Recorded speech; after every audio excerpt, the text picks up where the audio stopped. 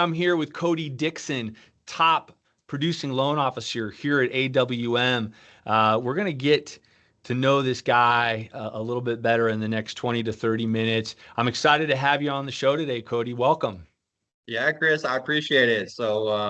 Yeah, I when I saw the invite come through, it's I'm very grateful and it really starts with you and I appreciate everything that you do and all Western Mortgage as a whole. So yeah, it's I'm super grateful to be here. Absolutely. Yeah, no, look, I think we talked about this before the show started, but ultimately, the focus is really on mindset. It's about thought process, what makes us tick. I believe wholeheartedly that that's what sets you apart from the others in the industry. And so I'm excited to get to know you a little better here today. So let's start. First of all, give me a 60-second overview on how you got into the mortgage business and then how you ended up at AWM. Yeah, sure. A little background about me. So I played professional baseball for 7 years, and during those off seasons, between October, February, I my mom's been head of mortgage underwriting for 25 plus years. So I would actually, do a little part-time work, learning the ins and outs, some of the processing, what a 1003 was, just some of the day-to-day, more of the operations side of the business. And it kept me doing something, right? In the off season, I've seen a lot of guys, um, you know, kind of lose their path because of boredom, right? So that's when a lot of things can happen. So it kept me busy, but I also got to learn the business. And so once my career was over in baseball, I told myself I'd give myself 6 months to figure life and next steps. Well, maybe a week and a half, I'm like, I can do something. And so I went back and I got a job in the processing and from there it was I knew ultimately what I wanted to do is get to the origination side, but again, I knew that I needed the time to learn in and all mortgage. So I got into operations, did junior processings to start, was promoted about 3 months later into a full processing role. A few months after that, COVID hit, right? And so I jumped into processing overnight. I had like 50 loans in the pipeline. And so it was learn at your pace and it was full, it was fast and furious. So I did that. I was very fortunate to be, like I said, be able to learn that at a very quick pace. Once I felt like I knew title docs and 1003s and pay stubs and how to do that stuff. I knew my next kind of jump was, okay, what does it look like when a loan closes? What happens to the loan, the servicing, all of those things? So just so happened, opportunity opened up with a smaller mortgage company, but it was a builder's lender. So I would have more one-on-one access with the capital markets secondary side, where I got to learn from a phenomenal guy. His name's Aaron, and he taught me a lot of ins and outs and how to read the MBS highway, how to what happens when you sell loans to investors. Sometimes if an investor kicks one back, you just have to try different things. And so it showed the importance on what it means to really send in a complete file for your company, to help solidify that process on the back end. So, I got to learn that, the capital markets, how rates come about, the margins, all of that piece, and really just how to read, as best as possible, MBS, highway, and the resources we have access to. So, Yeah. um, yeah, knocked through that for a good year. I don't ever think there's enough time to be able to learn that stuff because I think it's very crucial and we're very blessed to have Eric here. He's incredible in our platform. But so from there I went, once I did that for a year, jumped into a producing loan officer assistant role. That way I could learn from a few of the top loan officers, originators, and DFW area, and I was fortunate to really pick up a lot of more of the sales side, and it's really less sales of the products as it is who you are, the trust, your team, and just everyone wants to know that you're available and they trust you. And they share that that goes a long way, and it did. They put their trust in you that you're gonna find the right product and the best route, and not just get them into whatever works. You're going to, be there and have their back. So got to learn a lot from those individuals. I was very fortunate to be taken in over there and be able to knock to that piece, and from there it was time for me to take that next step and bet on myself. So Yeah. and that's what I did, and here I am. So yeah, Wow, wow. it's What I love about that story, and I think as we talk further about your just you as a person, you're willing to put in the hard work, start from the bottom. You'll learn the back end of the business, which is really rare. I know I didn't learn that way. For me, it was kind of thrown right into the deep end of the sales side of it. And I sure. think that to a certain degree that that kind of slowed my progress because I didn't understand the back end. So for you, that was important. It sounds like each step of the way, you wanted to make sure you had that foundation. Yeah. Um, it, and the biggest thing I think it's helped me as the origination in the origination side and the sales side is, instead of learning through blowing through, connections with realtors or builders or whatever it may be, I've been able to really hold on to those strongly from since day one. Because things happen, right? And I always tell a realtor, I'm like, 9 out of 10 loans, something's going to pop up. It is what it is. It's Mhm. just, a lot of the times you're never going to know that. I don't want you to know that, right? I don't want to put that stress on you. But with me knowing the backgrounds and the things that we can do and really what to form as far as before we even get your buyer out there house shopping, I've got X, Y, and Z, right? And I know we're solid. We're going to get through it. No surprises. And then everything that we have to offer. I mean, Yeah, it's a great we combination, right? yeah, Yeah, right. but I think you're right. I've always said to when people sit in front of me and they're new to the business, hey Chris, what can I expect? And I always say to them, you can expect to make a lot of mistakes, and really the only way you learn the business is by doing loans. You got to just do deals to get to that knowledge base. You were able to do that behind the scenes without really causing any friction between you and now your referral partners. And I think Yeah. that's brilliant. So let me go back. You played pro baseball. That's that's quite an achievement. What was it? Was it the pressure? Was it the grind? Was it the competition? What really prepared you most for being a loan officer today? Uh, I mean, so it was truly the love for the game. I I mean, since I was three, my parents said I'd always have a ball, and it was baseball. The first Texas Rangers game they took me to was the first time that I ever sat still, and I sat there. They share the story all the time. Sat there for the whole 9 innings, just in awe of the game. And as I got older and to those higher levels, and you're even the difference between AAA and the big leagues. I was very fortunate to sit with Garrett Cole, Andrew McCutcheon. I mean, some big name guys, and they shared some of their stories and experiences, and I'll never forget Garrett Cole. I got to sit with him in my first big league camp. I broke and went to Montreal with them, and I sat with him at it was a players only dinner, and he sat there and took the time and shared some stories with me that and I had made it to big league camp. Like, you're with the elite of the elite, and he was still sharing stuff that I just blew my mind.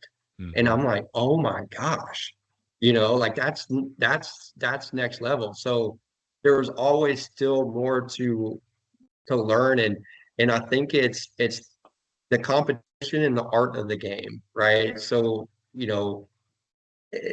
how I would set up hitters, right? To the competition between me and the hitter is now haven't ever felt this except for me within the loan, right? So it's taking swings at you. It's constantly trying to hit a homer. It's trying to get you, but if you just stay in it and you grind through it, I just love that competition of Yeah. when you get it, it's like nailed it. You know what I mean? Like, Yeah. So really for you, it's probably the answer to that question is it's all of it, right? I mean, really, yeah. it's you mentioned passion, which I think is important, and that shows it.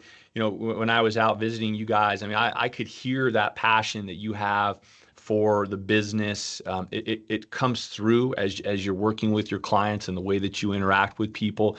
Obviously, the competition, we mentioned that, and you said that to me earlier, right? Getting your name on the top of the list. Those are things that are very important. But one of the things that I know that it takes in this business, and you are showing that every day, but it's consistency. And as an athlete, especially a pro athlete, man, you had to be consistent, right, with your training, your workouts, your diet, everything involved to get to that level. How do you approach the business today? Grabbing back from your experience as an athlete, how do you bring that into your current life? Yeah, I mean, it's almost like uh, I call it the refuse to lose mentality. It's jumping in, it's grinding through it, it's having, a baseball back in the day, at least it used to be superstitions, right? Yeah. And I was like, no, it's a routine, not a superstition. Even though I'd have only 4 Skittles between innings, that was my routine. You may call it a superstition, that's my routine.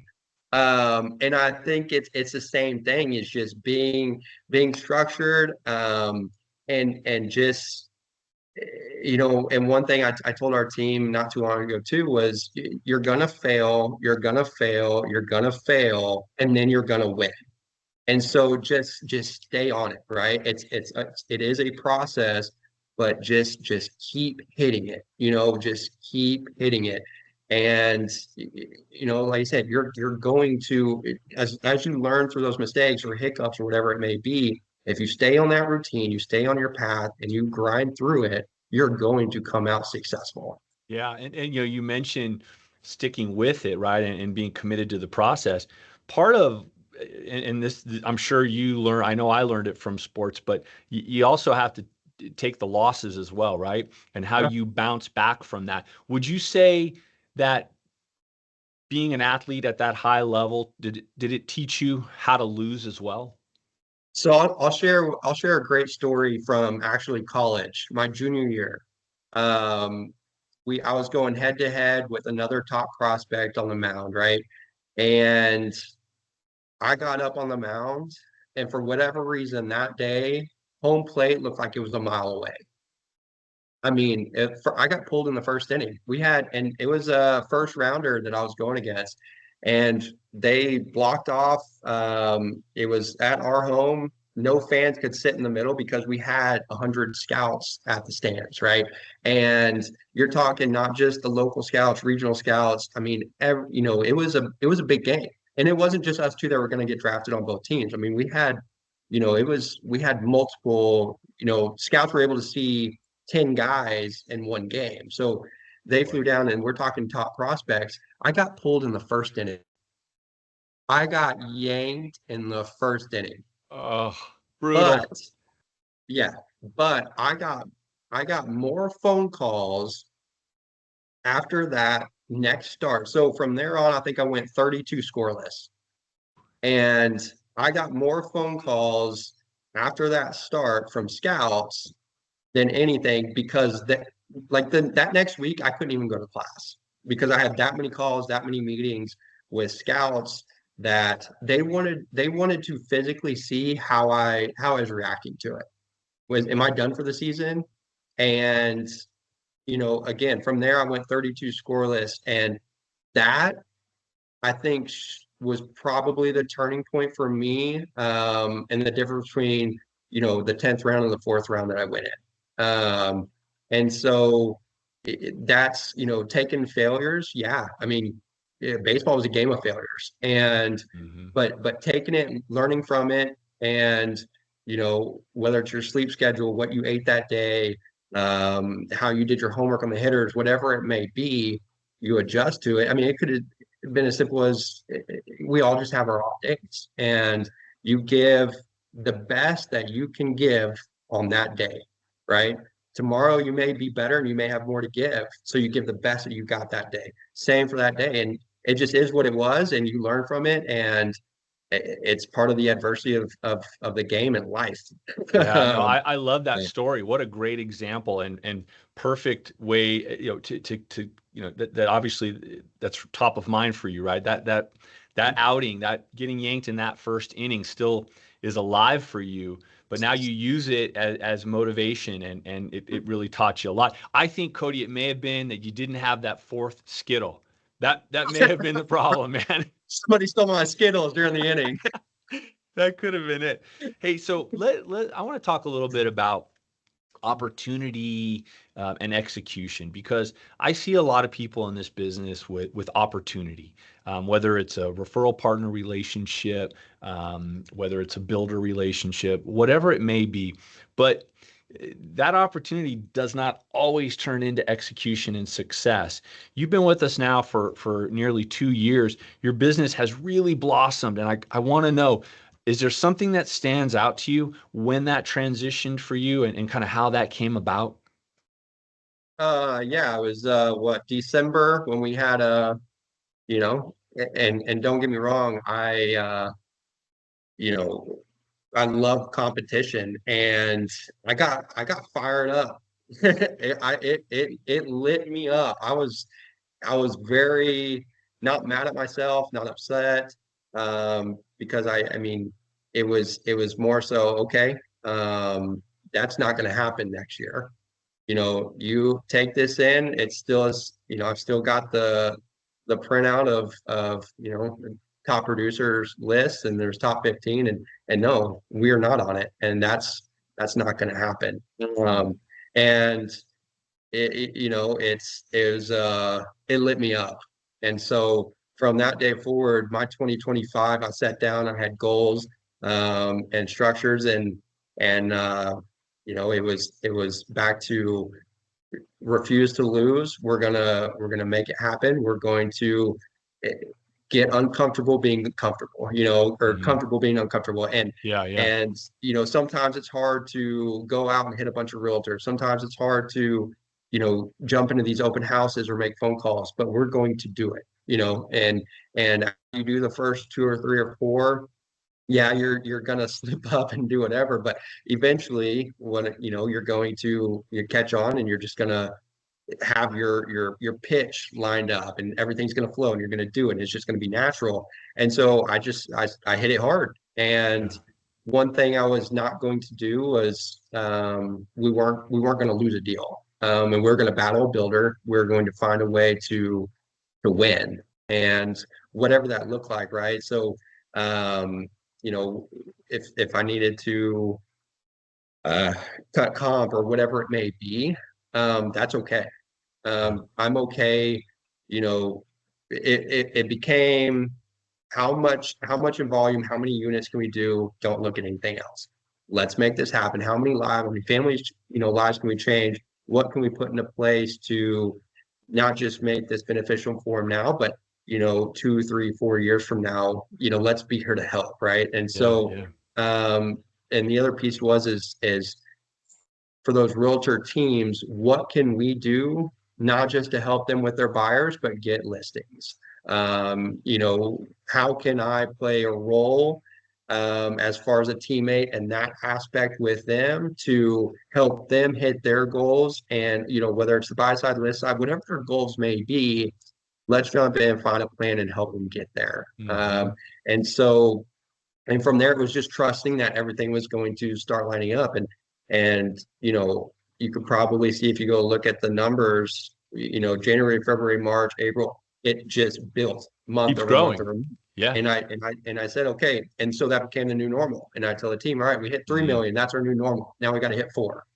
right? Once we hit 4 million, that's our new normal. If we can do it once, we can do it twice. So now it's our new normal. And then we hit 5. And, my goal for September is 7 to 8. And so we're going to, once you hit it, that's our new norm. Yeah, So it becomes it's intoxicating, right, to a certain yeah, degree, and sure. especially for someone like yourself, raised on competition, raised on that intensity, it builds a fire within you. What you're talking about is the leadership conference, right? That's the Mhm. event you spoke of, and it was interesting because Liz Proctor, and I spoke about you coming into that conference, and she was very adamant that you would gain so much from being in that environment. And boy, was she right, man. And I think that it was that spark in you that you took and just, ran with it. So yeah, that's it. Yep. That was a defining moment, man. And I'm certainly glad we extended that invitation because Yeah. it's been incredible. Yeah. You talked about bringing more to the table, and you shared an email with me, and we've had conversations about the diversity of products that we offer here and how that has impacted. But I love that we're able to offer products where you can have that creativity. But where does that come from in your mind? How do you look at the business in that way? Because the typical loan officer is going to take the right down the fairway, right middle of the fairway. I don't want to get too complicated. I don't want to do something out of my comfort zone. How did you make the decision that you're going to jump into some of these more challenging situations and still end up the hero? Yeah.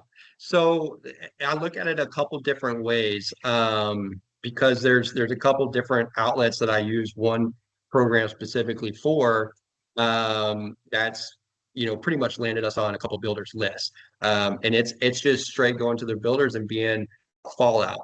But not only am I helping the builder, not only am I helping the buyer get into a home, y'all just lined me up with a listing agent that Mm, now I can, reach out to and show, hey, here's kind of as much as I can share about, the transaction. Here's what we're able to do. This is what we're able to do.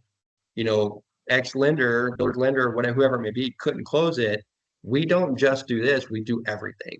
And this and moving this specific product has helped open all kinds of doors. I mean, I don't even have social media besides LinkedIn. And apparently, we're all over, DFW Facebook page with what we can do and how we can help a lot of buyers. But it's not what so many of these buyers or think that they need, creative or open-minded financing. Sometimes it's just diving into it and getting a little bit more info that other lenders don't do, and they're in a mm, traditional loan. yeah. And whenever realtor partners see that, or every transaction, especially if it's a new buyer's agent, I just got a chance to win 2 more agents.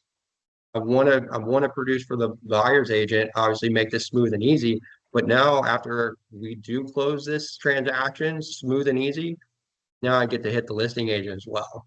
And it's Mhm. it's free access to them, right? So many times it's right now it's hard ever since COVID, it's hard to go into a realtor's office and wine and dine them. Or I've been on an elevator, I kid you not, at a Keller Williams office, and one of the realtors got a phone call and he looked at it and he answered, and it was a lender, and he hung up. And he goes, "Gosh, man, these lenders just call me all the time." And I started laughing. And he goes, "You're a lender, huh?" I was like, "Well, yeah, so I'm not going to call you. I'm just going to trap you in an elevator, right?"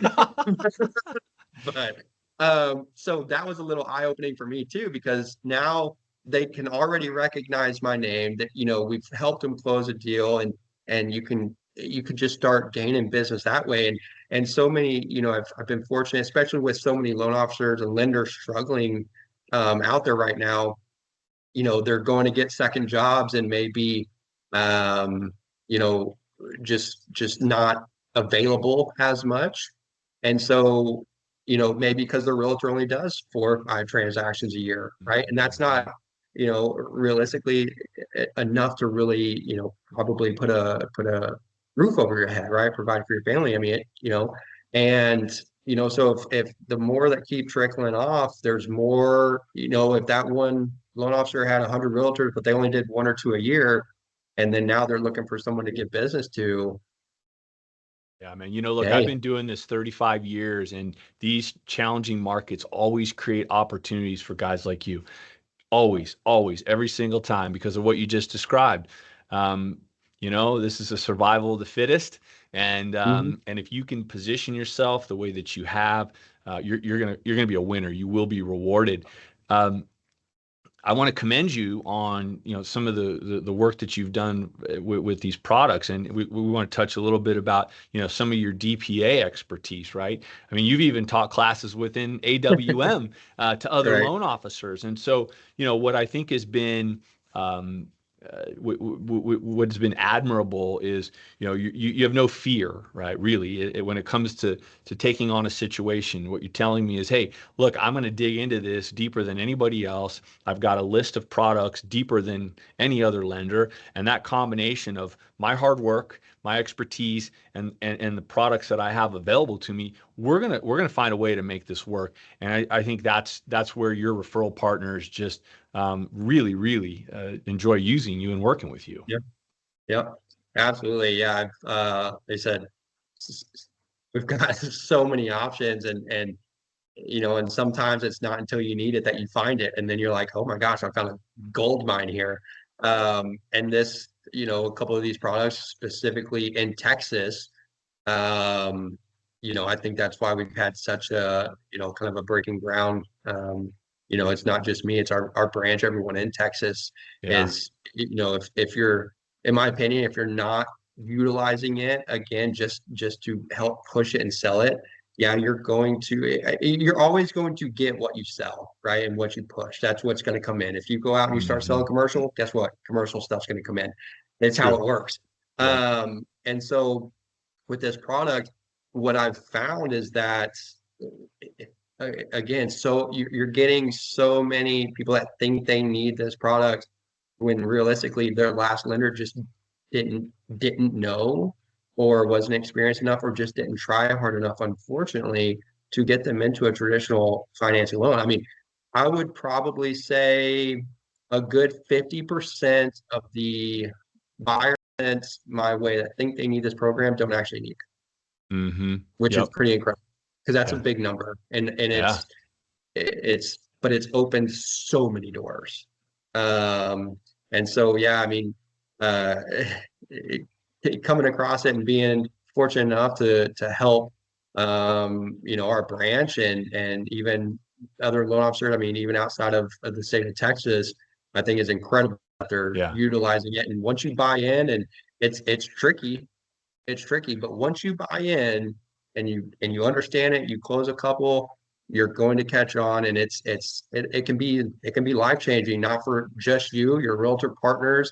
I've it's helped literally. I've helped four now realtor partners be able to buy their own home because of the program. Wow. Not just Wow. for them personally, they bought their personal home being able to utilize this program, but Hmm. because we close 2 to 3 deals a month for the past 3 months, it now they I mean, I had one lady, her husband called me, realtor's husband called me. She goes, hey, just want you to know, thank you.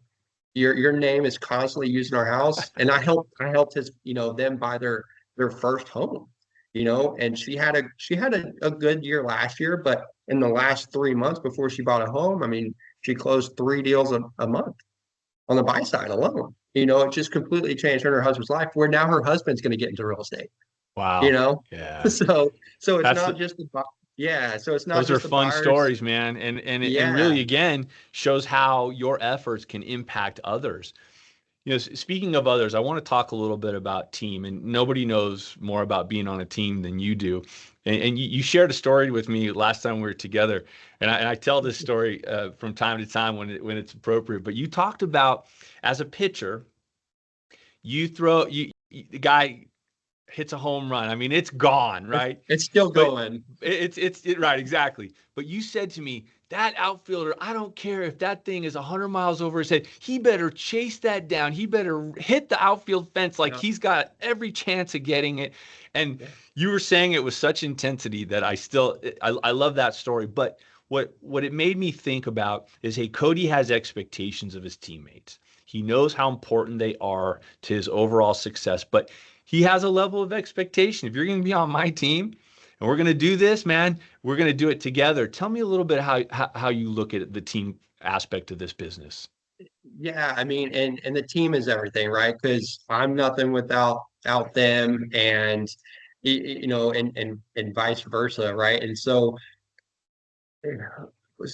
a wise man once told me, hire slow, fire fast. But and so that's what we've taken with our team is really probably taking interviews to another level. And yeah, it may slow down the process up front, but I think how we're building it is lifelong, right? And so instead of having constant ins and outs of the team world, because I've been fortunate to be on, even from high school to college to pro ball on I think kind of the 10 or 12 years, only 2 or 3 seasons we had we didn't win the championship, didn't have winning seasons. And so in each one of those seasons I can pinpoint who and why.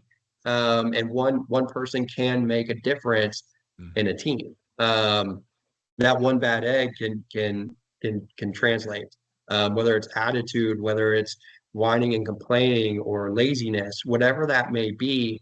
And sometimes you may not know what that thing is until you're in it. And at that point is when there's in my second year we had in pro ball we had mental conditioning. Okay. His name was Bernie. There was Bernie and Tyson, and they really opened up for me that different people need to be coached differently. Different Mm, people need to be, where if we've got an attitude problem or a laziness problem, one person may take it as in, you've got to be gentle with it, right? And so getting on a call with them, confronting them, you know, differently than someone else, it may need just to be chewed out a little bit. yeah. Whatever fires, whatever clicks, and everybody clicks a little bit different. And because if you came up to me, especially during the game, and you tried to be soft tone, it wasn't going to work. Like you yell, scream. I mean, get me fired. That's what gets me. The switch flipped. And so the team is a very important aspect. You know, just being able to mesh and kind of it's like when you have that great catcher and what sign he's going to put down and he knows what sign to put down for you, and you don't even Mhm. have to shake, like you're on the same page. That's what we're building with our LOAs and our processors, even up to working with our underwriters, right? Every underwriter thinks and feels and does everything a little bit different, and how to approach them is also something that we take in mind and consider. So um, and being able to really help navigate that, and on the leadership side of it, I think has also helped us grow and build and be a little bit more smoother through the successful route, than more of the roller coaster ride that Yeah. a lot of people can get hung up on, or it just becomes so hard and stressful that it wears on you, right? Yeah. Yeah. And that's where kind of that happens. But yeah, I mean we've got a great team Yeah, I the mean, way look, you around. you you said a lot of very important things in that. I mean, number one, I agree. You've got to take the time to hire the right people. But I think too, I had a coach tell me one time, very similar to what you're saying. Hey, I had to know what was going to motivate each of my players, and it might be different. With one kid, it may be that you got to go out and tell him he's the greatest thing, and that he's the best player ever to walk on the mound. And then the next kid, you might have to tell him you're the worst player out here, and this guy's going to hit one over the fence, right? It's just, you Yep. never know what's going to motivate people. But what I really appreciate about you is that you understand that. and that you're taking the time to understand your team and to make sure that you're giving them the right type of support so that they can best support you. Yeah, and I think how I grew into the position I'm in now helped a lot too, because I remember having the pipeline of 50 loans and being the processor and having 10 different loan officers calling me, and and it's, hey, why is this not closed, or where's this, what's that? I'm like, yeah, I'm doing I promise you, I'm doing the best I can. Having a Mhm. little thank you here and there, that'd be nice. And so Yeah. there's a handful of loan officers that when they did call you, it was how grateful and thankful, and they know it's hard, and they know and they understood. Well, it's I truly think sometimes it's more the psychology of it that if that processor gets a loan from a loan officer that treats you this way and a loan officer that treats you this way, it comes in at the same time. What file are you going to pick up first? Hmm. Yeah. You know, Good point. Same thing with mom. My mom's been the head of mortgage underwriting for 25 years. There's been times where I've walked in the house and I just see her hands like that, and I'm like, ooh, or I get the, I've seen and heard over the years, and other loan officers or underwriters too, is, oh, I'm about to nitpick this one, because it's going to have 40 conditions on it. Yeah. Like that. You didn't want to be that guy, right? You did not want to be that Right? loan officer. No, no. So, being natural, genuinely grateful, I think goes a long way. Because again, being in that position, I know it's hard, and you can't work 10 loans at the same time, even though 10 loans may need to close at the exact same time. So, again, a couple of those loan officers, the way they treated me versus some of the others, whenever I was in that ops position, I was like, that's when originate, I'm going to take that. That's the kind of teammate I want to be, not where's my clothes loan? No, And so I think it makes a difference. you've done a great job at that. I've seen some of your emails, man, and so you've always displayed that appreciation. And you know what? You're absolutely right. You're gonna, it's the old catch more with honey, right? Than the other Yeah, way around. So sure. that's good. I want to switch gears a little bit. You're a single dad. Yeah. Yeah. So I want to understand how that drives you. Obviously, you've got some pressure. You got you got a little girl, right? That's Yeah. counting on you to lead the charge. Give me just a little bit on how that motivates you daily. Man, she makes the world spin. I thought baseball made, the world spin. That little girl, so and she just told me the other night, she looked at me and she goes, Daddy, you're my hero. And I said, Oh, what do you want? It's bedtime. You want ice cream? You want a candy? What do you want? I mean, it's yours, you know.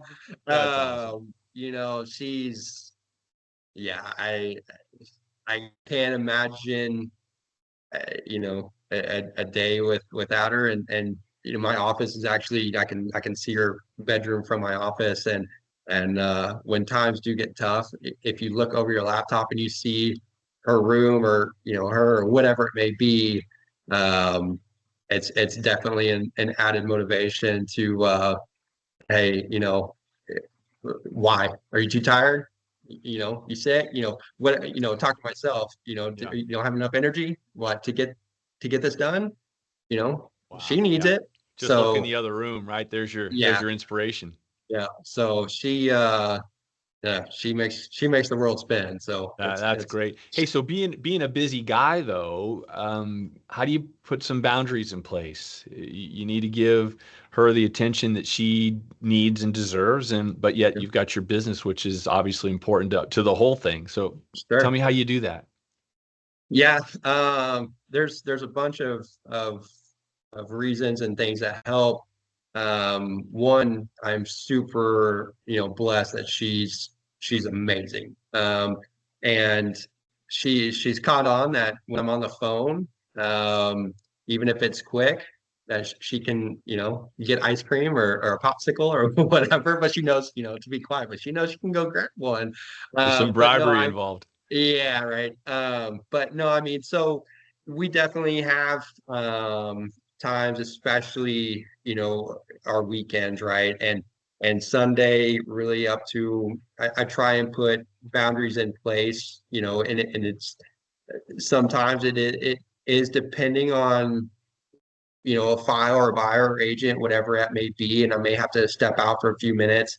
But you know, time with her means everything. And none of it matters if she grows up not knowing daddy, if she grows up and only knowing daddy is working, or those things, or looking back and not knowing how she got to where she is. So, but I'm fortunate to one have a strong backing team. Liz and Sarah, absolutely incredible, Mhm. and they take a lot of load and pressure off of a lot of pieces, and that allows us, not just myself, but other loan officers in our branch to be able to spend time with their families just because they're always there and available.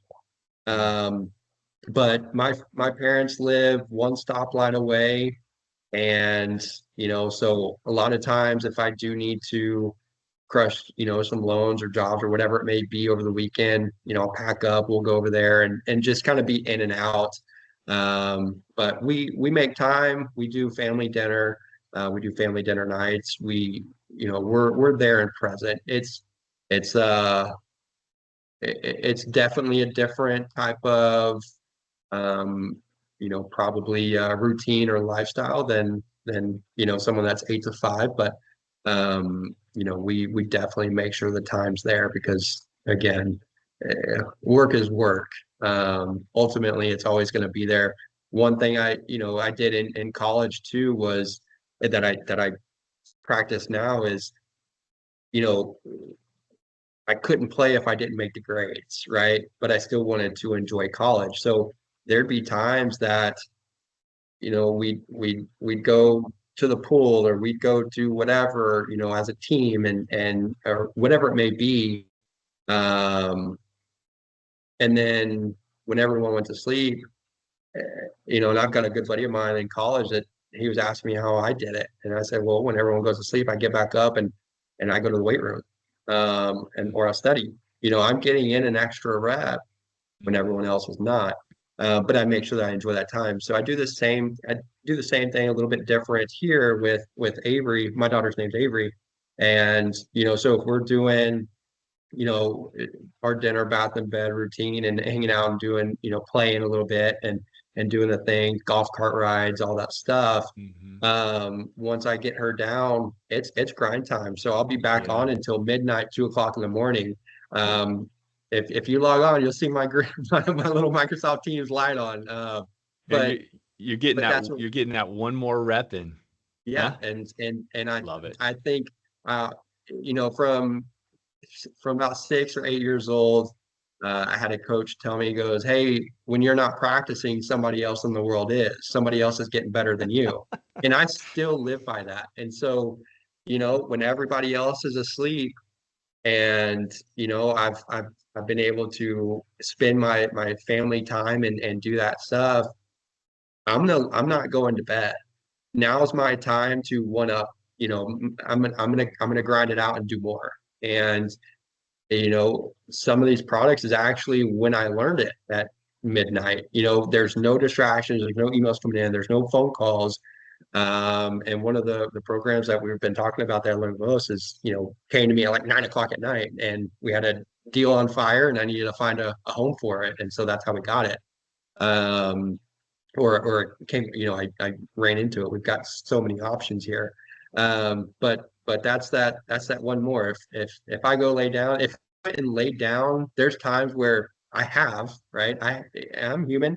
I go lay down and I sit there and I turn on the TV and I'm like, what am I doing? If I'm awake enough to sit here and watch some show, then I can go do one more loan or one more pre-approval or set up, one more, you know, system to get a lead tomorrow, or, what emails do I have that somebody on my team needs help? Whatever it may be, there's always one more that you can do to help get to that next level or separate yourself or be able to, you know, again, if you're not doing it, somebody else is. So Yeah, yeah. nobody else is going to beat you because I was a part of it. So I love it. Well, Cody, this has been fantastic. I mean, you said it all, man. I mean, look, first of all, um, this insight to how you've gotten to the level of success that you've achieved has been fantastic. Anybody listening to this is how you become a winner, right? This is it. I know that it's easier said than done, but at the end of the day, you're definitely somebody that people should be looking up to, Cody. So really appreciate you spending time with us today and sharing all the insights. And man, love the path you're on and just can't wait to see where you go from here, buddy.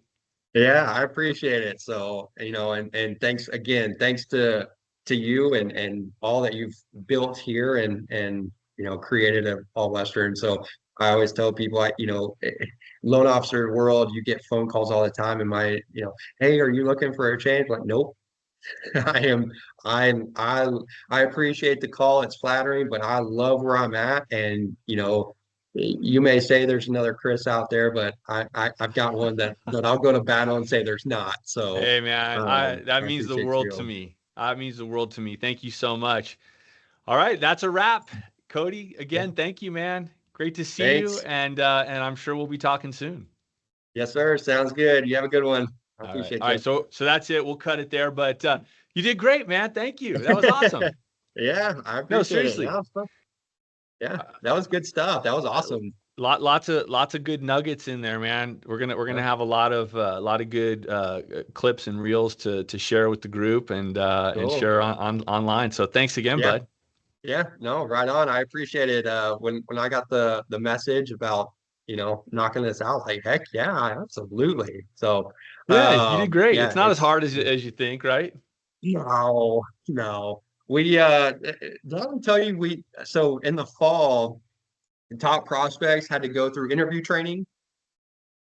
So No. every single fall we had to go through interview training, just Wow. to just to sharpen our skills and make sure, you know, because you're going to get more interviews after a bad game that Oh yeah. nobody wants to hear. They're trying to catch you say something after a rough game, and so yeah, When the gal from ESPN puts the mic in your front of your yeah, face, right?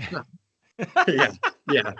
They don't let you That's go awesome. change. They don't let you, Yeah. go shower it off or anything. No, it's right then and there, and it's like, last thing I want to do is just interview. Exactly. I need to go look at film or do whatever and see, what it was that why I just got rocked today. Yeah, You yeah. know, That's great.